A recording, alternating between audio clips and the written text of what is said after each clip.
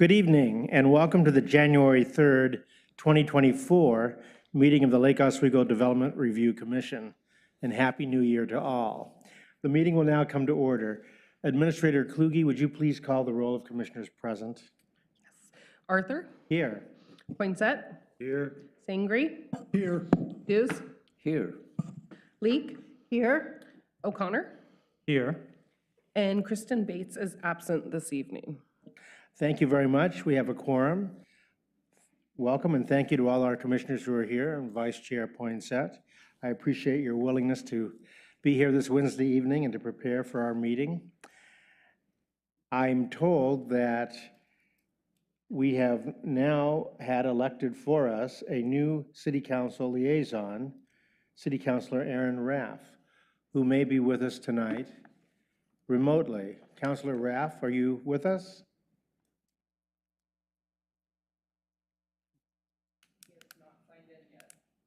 Well, we may, we'll hope that doesn't portend for bad things, but we'll check in with him later. Please let us know when he can join us. That was in addition to our agenda. Our next agenda item relates to the draft minutes of the December 18th, 2023 meeting of the DRC. A draft of the minutes have been circulated to commissioners in advance. Commissioners, are there any changes that you've noted? I had a couple. I wanted to suggest on page 1 where it says there were no corrections noted, that we might use the terminology there were no revisions noted. And on page 5 of 12, there's a reference to an annexation hearing held before the City Council on November 3rd, 2021. I think that was actually November 2nd. So I would suggest changing November 3rd to November 2nd, and the word corrections, where it appears each time on page 1, to revisions.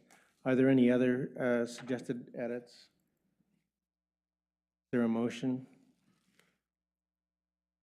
I would move to approve the draft December 18th, 2023 minutes as amended. I second. All in favor of approving the minutes as amended, passing the motion, say aye. Aye. Any opposed? Any abstaining? Very good. Those are approved as amended. Thank you very much. Our next agenda item relates to LU 23-0040. This is a request for modifications to an approved development review permit, LU 21-0036, and design variances in order to maximize floor area and alter parking dimensions for the hotel building. This is a site located at 500 First Street. Staff coordinator is Evan Franstead, senior planner. A set of findings have been circulated in advance for our review. Are there any changes to the set of draft findings? Is there a motion? I make a motion that we approve LU 23-0040. I second it. Let's call the roll on that, please. Arthur, Yes. Poinsett, Yes. Sangre, Yes. Dews, Yes. Leek, Yes. O'Connor, Yes. 6-0. Very good. The draft findings are approved. We now move into our next item, which is a public hearing, which is continued from December 18th, 2023 on LU 23-0002. This is a request for the approval of a serial lot line adjustment resulting in 5 residential lots, 2 of which are flag lots, as well as a utility sewer crossing of a delineated resource protection district, a Class 2 wetland, and removal of 43 trees located generally in the corner of Kimball Street and Baleen Street. And Ellen Davis is the staff coordinator, senior planner Davis, who's with us this evening. City Attorney Boone, would you like to lead us into our deliberations on this? Thank you, Mr. Chair. For the record, this matter received its initial evidentiary hearing on November 20. Per request for a continuance, the Commission provided a second evidentiary hearing on December 18. Pursuant to code and statute, a further request was made to leave the record open until December 26 to submit additional written evidence, arguments, or testimony for the purposes of responding to written evidence that had been submitted on or before December 18. Before we proceed to deliberation, I'd like to ask the commissioners if they need to declare since the last meeting any ex parte contacts, any bias, or any financial conflicts of interest. Commissioner Sangri? I've had no ex parte discussions since our last meeting or at all relating to this, and no change in my previous statements. Thank you. Commissioner Dews? The same for me. I've had no ex parte contact since our last meeting or any other, contacts. Thank you. Vice Chair Poinsett? I have no ex parte contacts, no conflicts, no, nothing, No bias. no bias. I've had no changes in ex parte contacts, no development of bias or financial interest. I have not made a site visit. I did note when I made a detailed review of all the materials over the holiday season, the name of Ed Brockman in some of the materials. He and I served on the Planning Commission together. He was a vice chair when I was chair of the Planning Commission. So I consider him a friend and I know him. I would make that additional disclosure. Commissioner Leek? I've had no ex parte communication, I have no financial interests, and I have no bias, and everything else is the same as last time. Thank you. Commissioner O'Connor?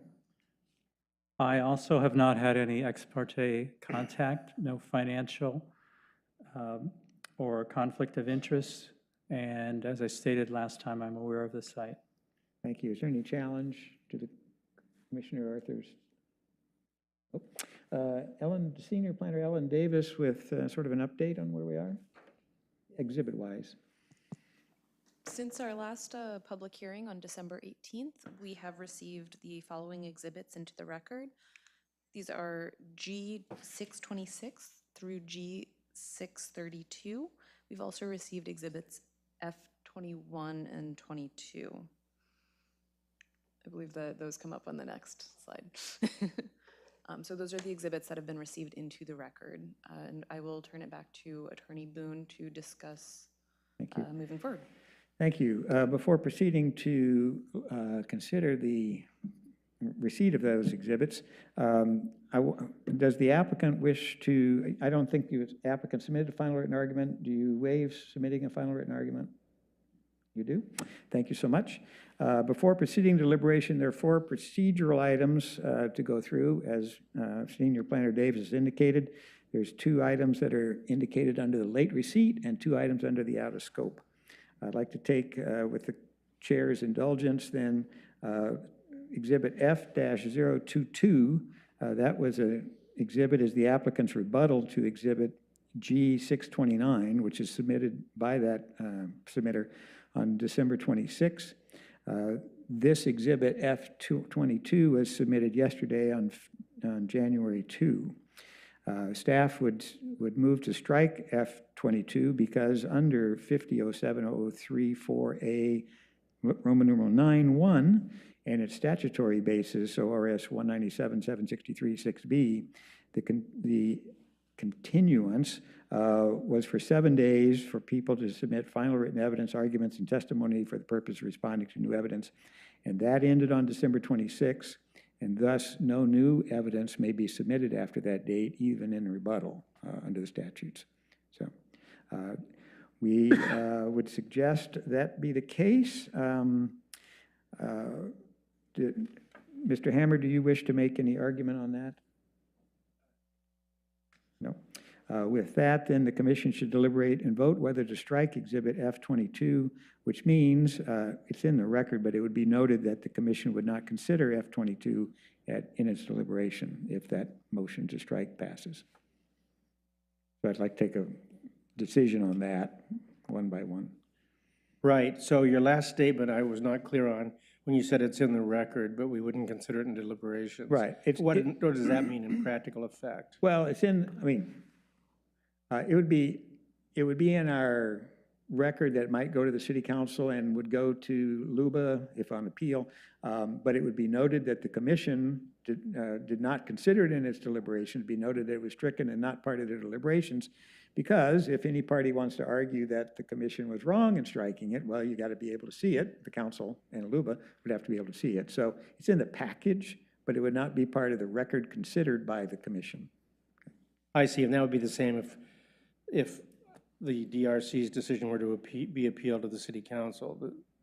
Would the, potentially, might there be a separate appeal on the evidentiary issue? There could certainly be, yeah.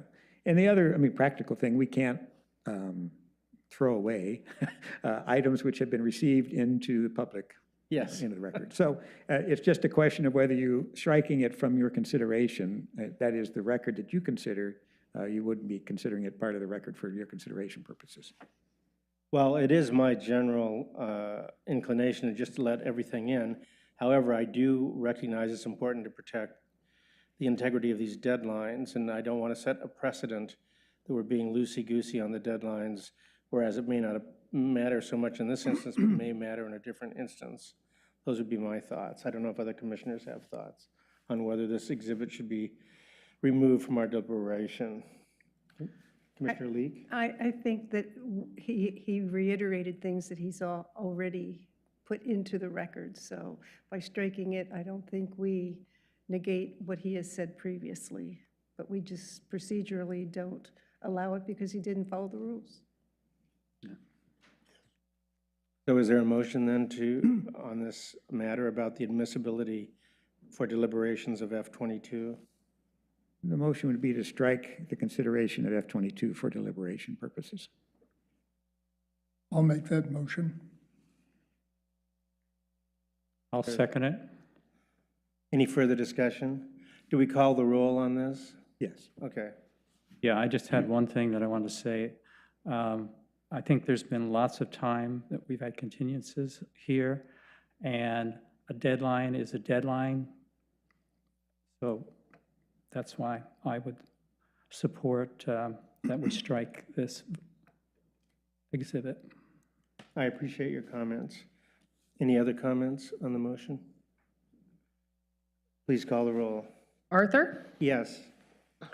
Poinsett, Yes. Sangre, Yes, Diz, Yes. Leek, Yes, O'Connor, Yes. 6-0. That motion, the exhibit F-22 is stricken or struck and will not be considered in our deliberations. And then we move ahead to exhibit G-632. City Attorney, did you have Thank you, comments on Mr. that? Chair. This Exhibit G-632 was also received on January 22 from the West Ridge Neighborhood Association. Is there a representative of the West Ridge Neighborhood Association present? Seeing no persons coming forward, staff moves to strike G-632 because it was received past the deadline for submission. I think that pretty much same issue before. Well, I do appreciate involvement by the neighborhood associations, but again, I think we need to protect the integrity of deadlines. That would be my thought. I agree. I'll move to strike G-632 because it did not conform to our deadlines. I second. Any further discussion on the motion? Please call the roll. Arthur, Yes. Poinsett, Yes. Sangre, Yes, Diz, Yes. Leek, Yes, O'Connor. Yes. Thank you. Now we do have some evidentiary objections under the rubric of outside the scope. City Attorney, did you have thoughts you wanted to share with us, please? Thank you, Mr. Chair. The applicant's attorney filed an objection, which is Exhibit F-21, to receipt of Exhibits G-626 and 628, moving to strike those exhibits. The parties were advised that they would have an opportunity to present argument to the commission, either in writing or orally, in support of their position in regards to this motion to strike. The applicant, through counsel, is to be provided an opportunity to state the basis for the objection, which I would expect would be whether or not the exhibit submitted additional evidence, arguments, or testimony for the purpose of responding to the new written evidence submitted on December 18. And then the respective submitter may respond to the applicant's motion to strike, and if necessary, then the applicant's attorney would have an opportunity to briefly respond to the submitter's argument. That would be the procedure, Mr. Chair.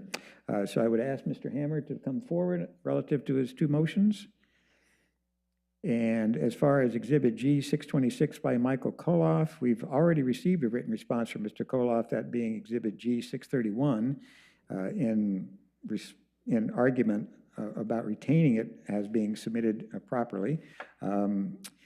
Within Mr. Koloff's argument, there is, in 631, there's a request for the commission to take judicial notice of certain facts.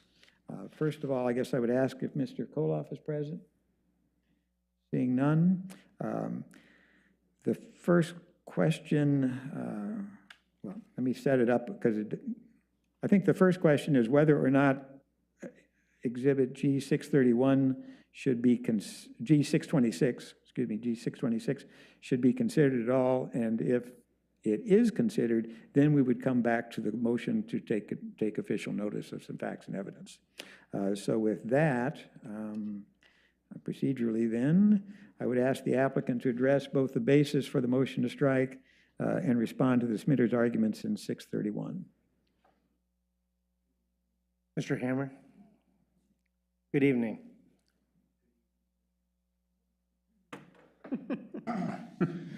Over one. All right, there we are. Good evening, Commissioners. Ezra Hammer with the law firm Jordan Ramus on behalf of the applicant. Happy New Year's, everyone. In respect of the time that you've given to this, I think we'll let our submittal speak for itself. We found the information contained in the Exhibit 626 to be materially similar to similar arguments raised previously. We also believe that the staff report, which addresses the subsequent information, similarly reflects that information, and I'll yield the rest of my time. Thank you. All right, then the commission would proceed to deliberation as to whether 626 should be considered or stricken. Well, I did note in, and I will say I know Mr. Koloff. I have the greatest respect for him. I believe he served for decades as city attorney for city of Wilsonville, Oregon. I did note in his G 631, he takes the position that his 626 is a new, and I'm quoting, is a new evidentiary response directed to part of the city's after hearing response of December 22nd to the December 18, 2023 hearing testimony. So this is a little more nuanced. I don't know what other people think about Exhibit 626 or what weight to give to Mr. Koloff's statement that it is, in fact, a new evidentiary response. And I'm not sure, City Attorney, do you have any other guidance you can give us in addressing this matter? Okay. So I'll just ask other commissioners what their view is on the outside of the scope challenge to Exhibit G 626.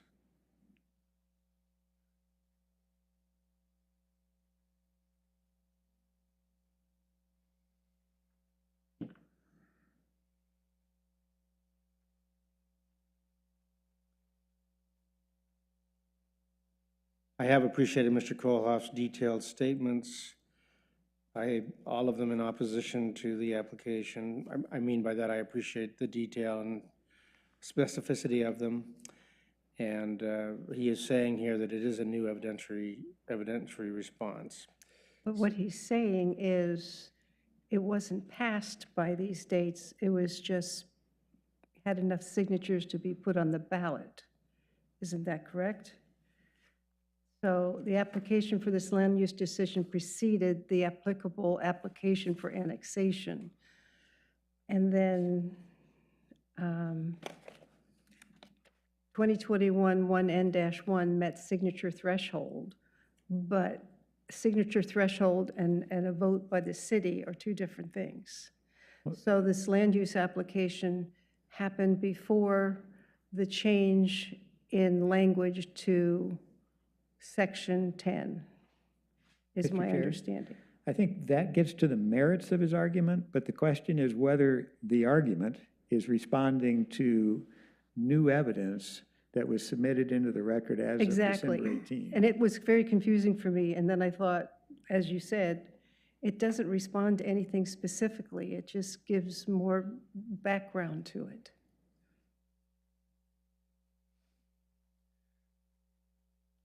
Well, for me, I agree, looking at 626, it seems to me to be, although some of the wording perhaps is different, it does seem to be restating positions in Mr. Koloff's earlier submittals, though in 631, he does maintain this is a new evidentiary response. So if we feel that it's, and the 626 is a rather short summary of what I think Mr. Koloff has more stated in more detail in his earlier written submissions. So I would entertain a motion either to exclude or accept, exclude 626 or allow it for purposes of our deliberation. How is the commission feeling? Well, it was in before the deadline. And, you know, we've only had like over 100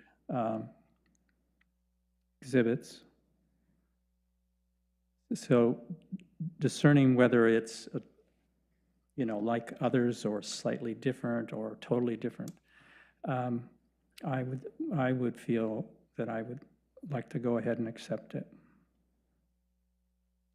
Too much of a gray area.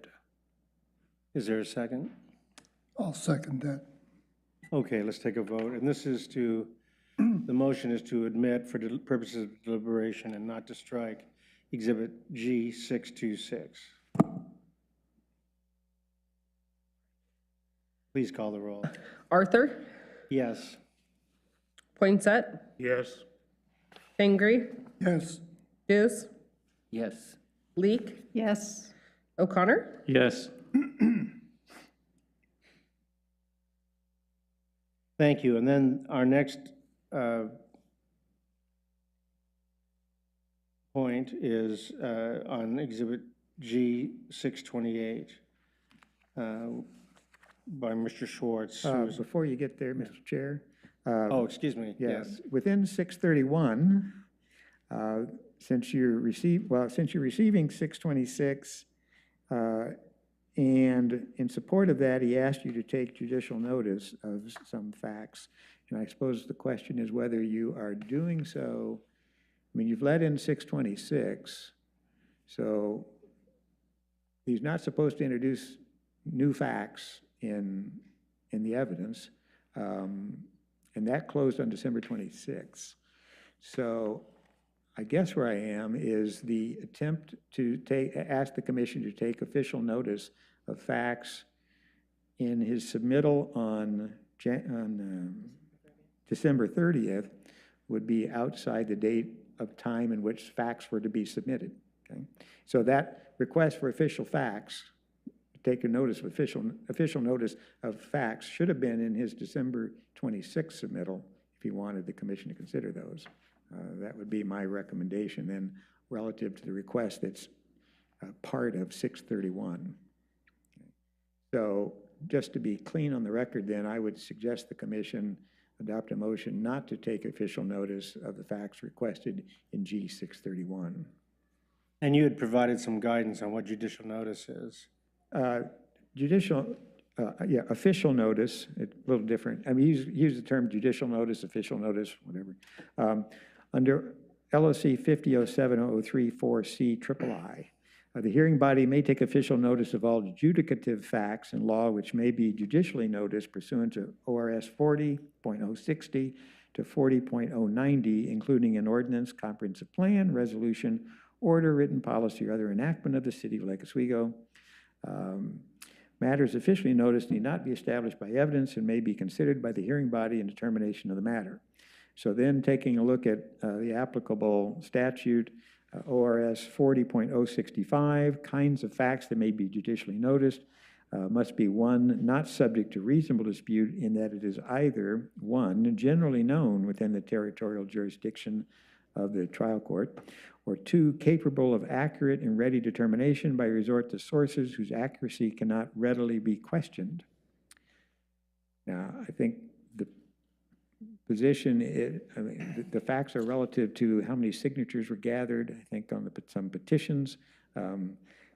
Is that generally known within the jurisdiction, or is it capable of accurate and ready determination based upon the knowledge of facts that the commission has or that the community has without the submittal of and reliance on any secretary, any county clerk's records.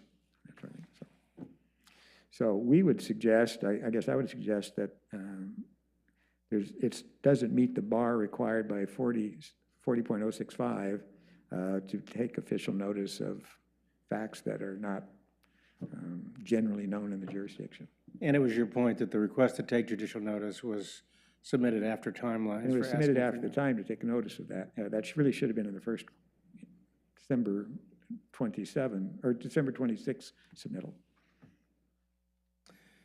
Okay, well, I think under the, I think our commission has expressed its view of the importance of the timelines, but I'll invite comment from the other commissioners on the judicial notice question incorporated in Exhibit 631, which I think was submitted on January 30th.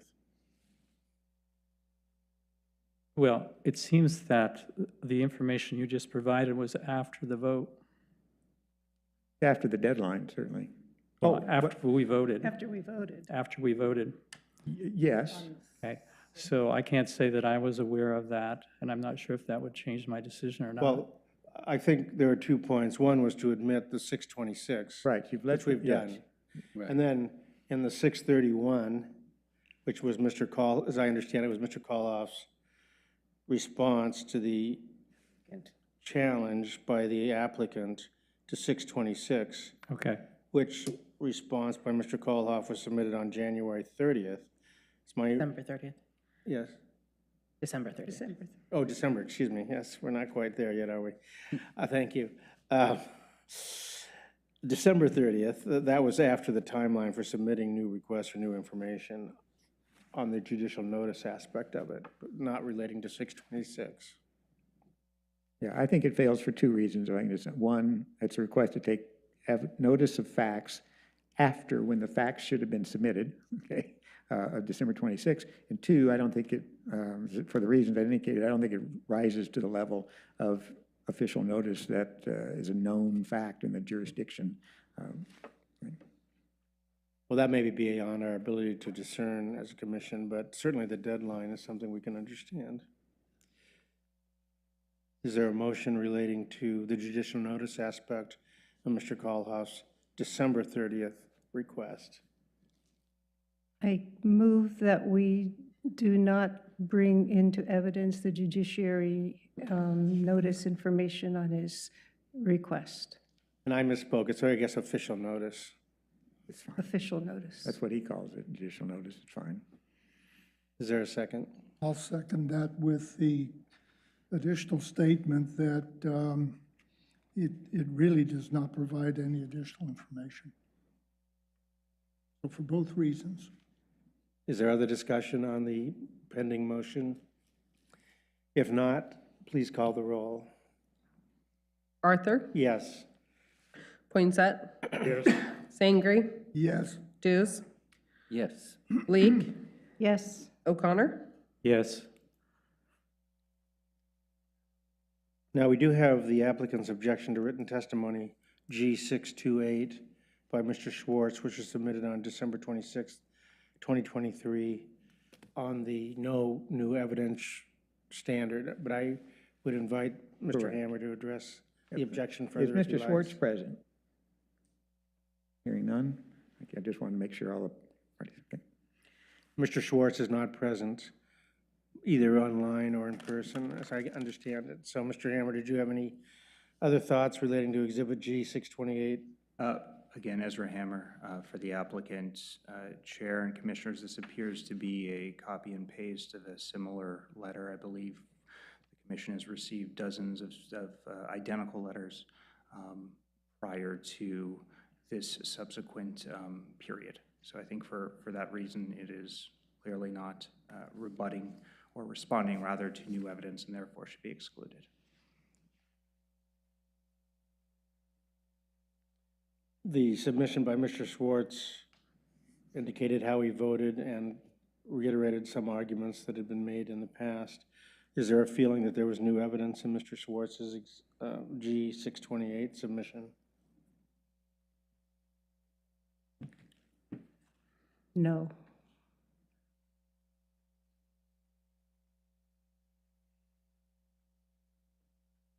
I agree with Helen. I didn't see anything new. I have a question too. When you submit testimony to the, for comments, are you obligated to put your street address? No, we don't require that. The reason I paused there is, of course, when you receive testimony, sometimes the relationship of the party to the property is important. Yeah. Type of thing. So the person could so indicate that, but if they choose not to, then they don't. Or if it's somebody who's not part of the community, it'd be nice to know who's weighing in on this. Yeah. George Soros or, whatever. Okay. I make a motion that we do not include G 628 in the record. Is there a second? I'll second it. Any further discussion on that motion? Hearing none, let's call the roll on that pending motion, please. Arthur, Yes. Poinsett, Yes. Sangre, Yes, Dews, Yes. Leek, Yes. O'Connor. Yes. Thank you, Mr. Chair. Having concluded the procedural matters, the commission may now deliberate on the question of whether or not the application should be approved with conditions as recommended by staff or additional, or denied based on, and that either approval or denial would be based upon the evidence and the applicable criteria. Thank you. Before we start deliberations, commissioners, are there additional questions of our professional staff?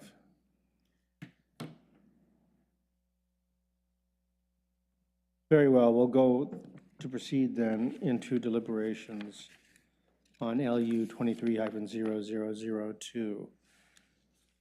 This is an important issue for the community and has generated a lot of interest. And I know we've all spent a lot of time reviewing the written testimony and listening to oral testimony, asking questions, reviewing materials. And maybe it would be good if we had some initial comments and then, if appropriate, had a motion on the application.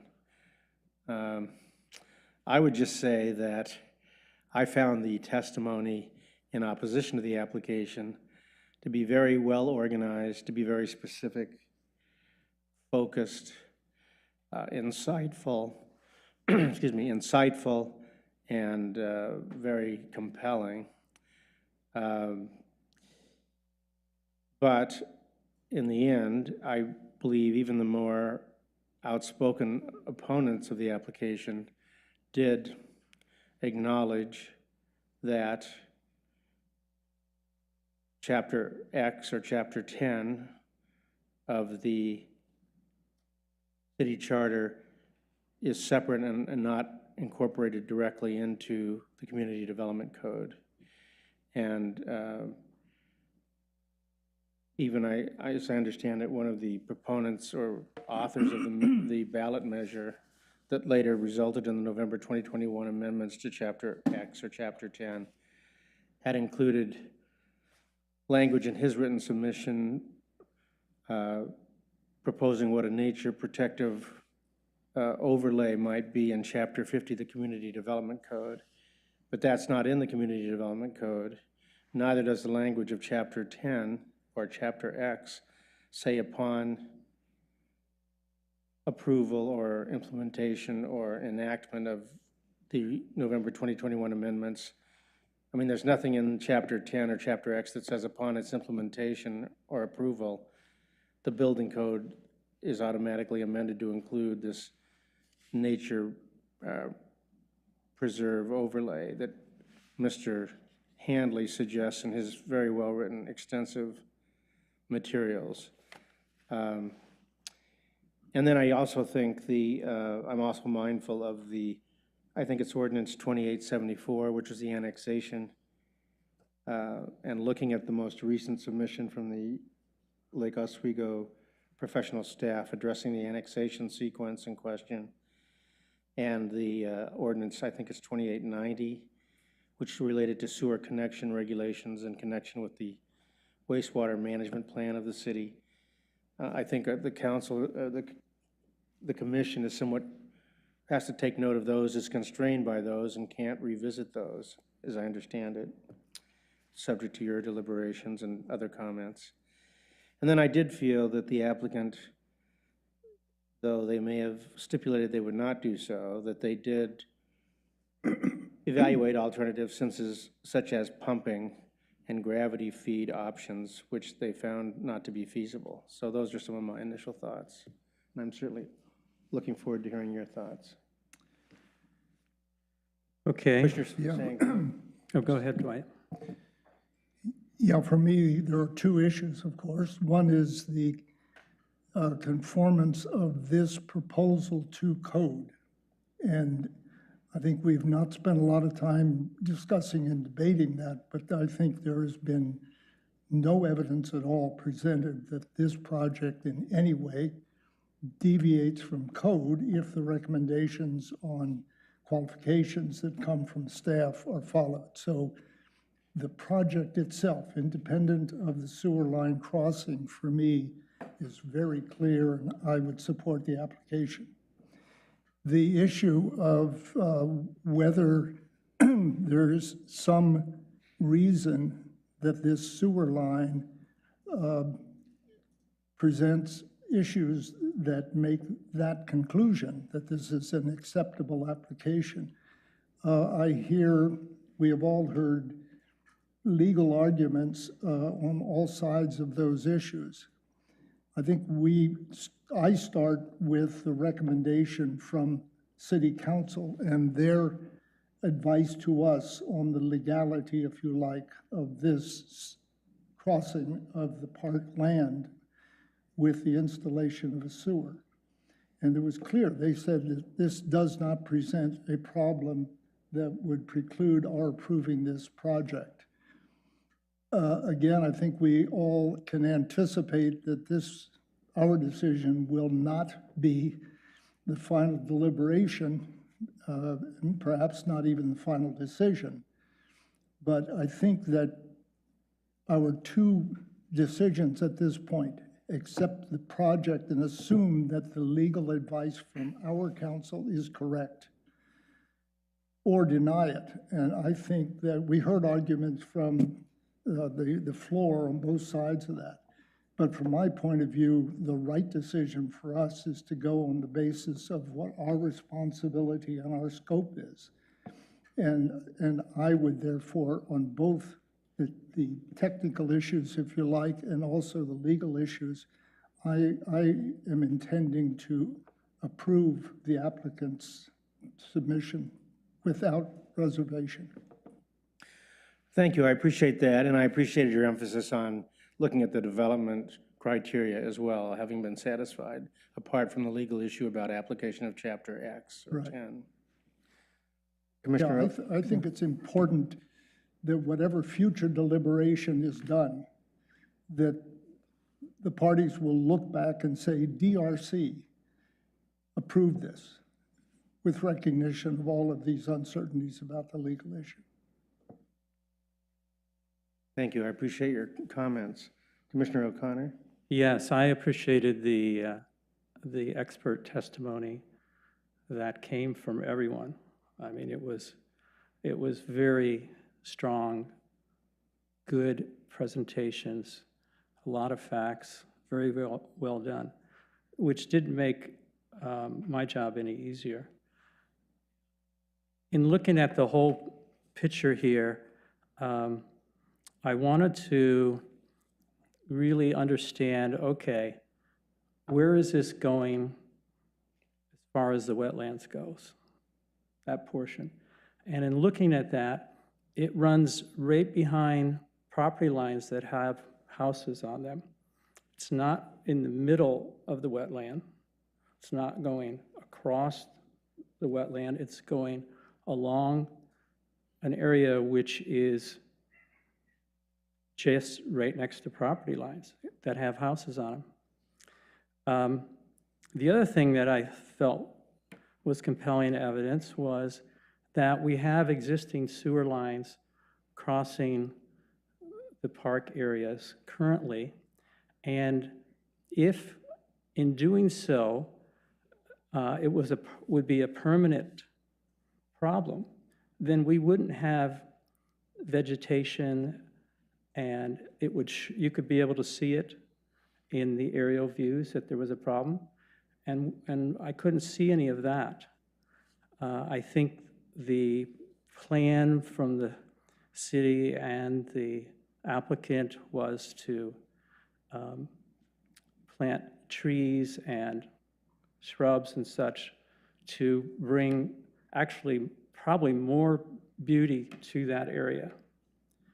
You know, a lot of the trees that we have in there now are ash trees, and the ash borer infestation. I was just down in Wilsonville at a city park, and they had cut down all the ash trees that they had in that park, and I saw some of their landscapers and I asked why, and they said, because we are concerned that those are going to get infected, and it gets really hard once more and more trees get infected. So we have a lot of ash trees in that area now. Having the diversification of plants for insect protection, for climate change, for drought, whatever, is a good thing. As far as Title X goes, I believe the original intent of that was for structures above ground. It did allow for sanitary facilities to be installed in the parks, unless you're going to have some type of pump out of a tank situation, you would need to have a sewer line. So that seemed to be in concert with Title X, Chapter X. So I didn't see a problem there. Overall, as Dwight was saying, the technical application and adherence to code of the rest of the project seems to be in line with what we would anticipate on a well-planned and coordinated project. Thank you for your thoughtful comments. Any other comments? I do. Commissioner Lee? I had a lot of sleepless nights over this one. I didn't think DRC was going to be like this, but surprise. A couple of the things, I agree that the application was done chapter and verse the way it was supposed to. I think in the long run, we'll look back on this and say that parts of the city dropped the ball when Chapter 10 was revised, and they didn't see how this would affect other things in our parks. But I can't see how you can have sewer lines going through West Waluga Park serving people on Yorkshire, but now we can't have them for people on Baleen and Kimball. And the wetlands will regain their vitality and will regrow from the disturbance. It's not a road, and I agree that the Chapter 10 did not speak to anything below ground. It spoke to structures and was specifically motivated by a tower on Cooks Park and something going on over at Springbrook, but nothing underneath. So I understand the applicant's consternation that this is going to happen, but it's also part of the master plan for our sewer infrastructure. And again, the city should have, when Chapter 10 got initiated, we should have had this discussion. And we're probably going to have this discussion going forward as it gets litigated further, because I agree, this is not going to be the last time someone's going to talk about this. But I think both sides presented really cogent arguments, but I go with what the city has presented to us and excellent interpretations of Chapter 10. And I will probably vote to approve this application. Thank you for those comments. Any other comments from commissioners? I have one more comment that I Please. forgot to mention. I was going back and looking at some of the consultants that we had commenting or reviewing the project and looking at it. And there was this one that was looking at the impacts to habitat, to the ground, to the trees, everything else, which was provided by Pacific Habitat Services.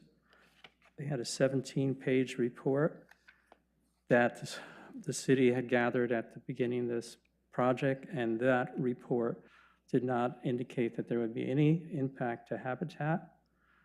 They were going to replace the soil in there, and that would be planted, and that would grow over. They didn't see any problem with that.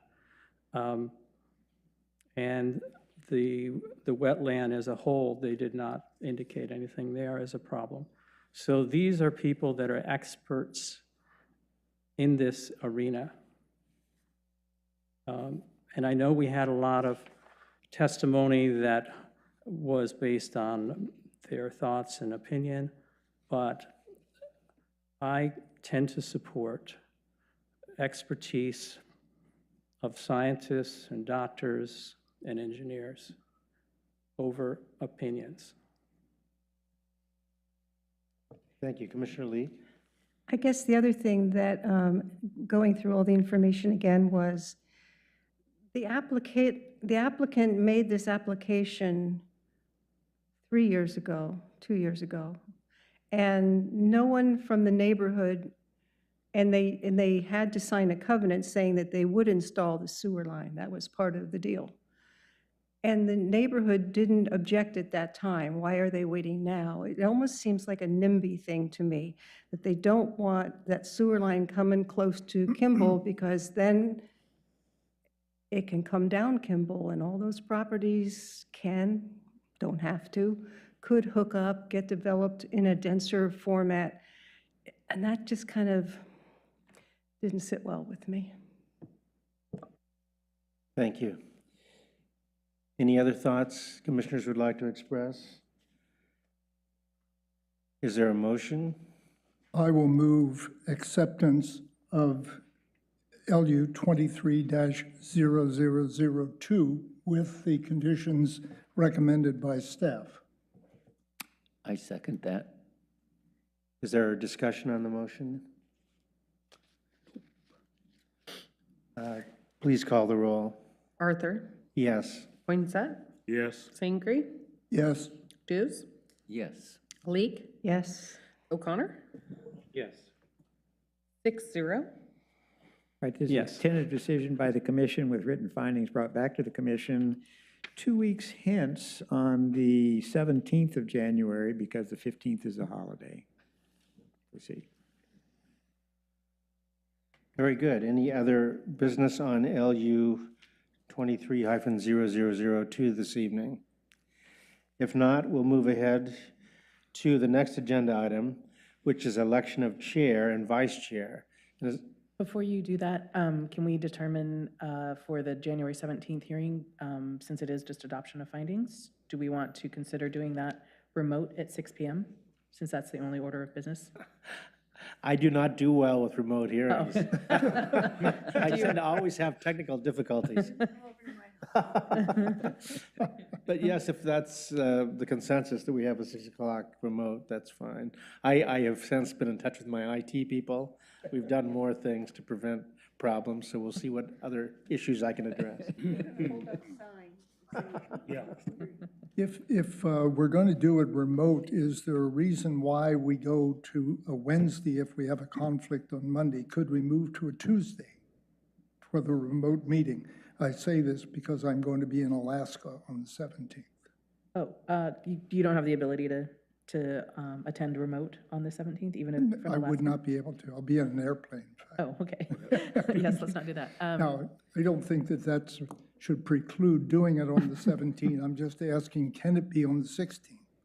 I don't, Yeah, well, I don't know that one. That's a good question. we've held it on Wednesday because the council meets on Tuesday. But 6 your o'clock. point is well taken. Yeah. That if it's totally remote, that's not a problem. So, yeah, certainly, you can have it whenever you want, as long as we can get the findings drafted. Yeah, as long as it's not before Tuesday, I think we're good. Yeah. 'Cause that gives us time to do the Yeah, I think findings. that would be fine. I'd be happy to meet on Tuesday, then that would be me and Evan and Kat, so. Well, if my colleagues would agree, I would like to propose that they explore doing it on the 16th, if you would all agree, and if that's not possible. Which is Tuesday, is that correct? Yes. Tuesday the Yeah. 16th. And then if that's not possible, certainly the 17th, and I'll be absent. Yeah, I'd prefer you participate, and so, Does anybody have a conflict on the 16th? Checking right now. Well, I know most will be watching the city council meeting otherwise. They have it in the afternoon anyway. Yes. is that the 3 o'clock day? Yeah. Yeah. I Well, very good. I support that date.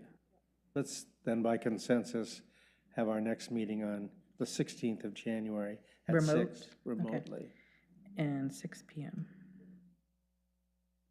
That's not 16th gonna- at 6? 1/16/24 at 6 PM, remote, for adoption of findings. Thank you. Sorry, now you can go ahead with elections. Joanna, that's not going to constrain you in preparing this, is it? No, Okay. Ellen and Evan will work on that, the findings. Very good. Then our next item is election of chair and vice chair. As I understand it, with the new modifications at the city level, the chair terms start at the beginning of the year. Correct, right. So we had the elections, I believe, the first meeting in July. We do need to hold them again. Both the chair and vice chair are able to re-up, if you will. But then, it is up to others whether or not you want to move forward your request to be considered. I say if it ain't broke, don't fix it. If that was an official motion that we nominate Mr. Arthur as the chair, I will second that motion. Well, thank you very much. I have enjoyed and appreciate serving as chair, and I appreciate serving with all of you. You make it very easy and very pleasant to take on this role. I will say that my term expires in the middle of the year, and I will not be seeking reappointment. I will have served 2 terms, so you'll be electing a new chair when my term expires, but I would welcome the opportunity to continue to serve.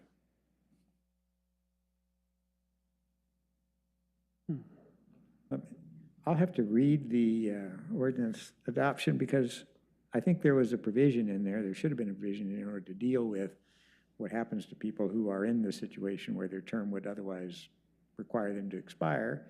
But, we're trying to get out of the fiscal year basis, that's provision. So there might be a provision that'll let you serve the whole year.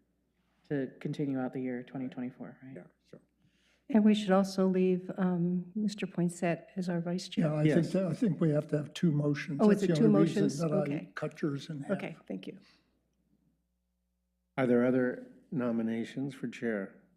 So just the question of, if you are able to get it extended till the end of '24? No, to the middle. I thought he's already to the middle with his term, This term is over. Right, my term expires. Doesn't, But I thought you're I just, think the simple way to say is, this would be electing through 2024 unless the code or you resign, okay, in the middle. I mean, just yeah. figure it for 2024. Well, I would be willing to serve. I hadn't considered that option because I thought I was expiring on June 30th. My term, that is. So, I can ask for clarity on that one from the city manager's office, how the Thank you. people But- whose term limits are expiring in the middle of the year. But I do enjoy the opportunity to serve as chair and work with all of you, so thank you. Is there a need for a formal vote? Yes, there is, Mr. Chair. Okay. If there are no other nominations for chair, then hearing none, we'll close the nomination phase. And how do we proceed to vote? call the roll. Yeah, call the roll. Arthur, I'll abstain. Poinsett, Yes. Sangre, Yes, Dews, Yes. Leek, Yes, O'Connor, Yes. 5-0. Well, thank you very much. I appreciate your confidence. Thank you. now I would like to nominate for the vice chair, Mr. Poinsett. And I second that. Oh, thanks. And what do you feel about that? No, I accept. Okay? Are there other nominations for vice chair?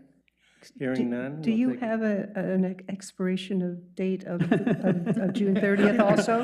Not that I heard of, but No. you want me to make up one? The limitation is No, only but on I the wondered if chair. you were in the same situation. Yes. The he is. limitation's only on the chair to serve 2 consecutive terms.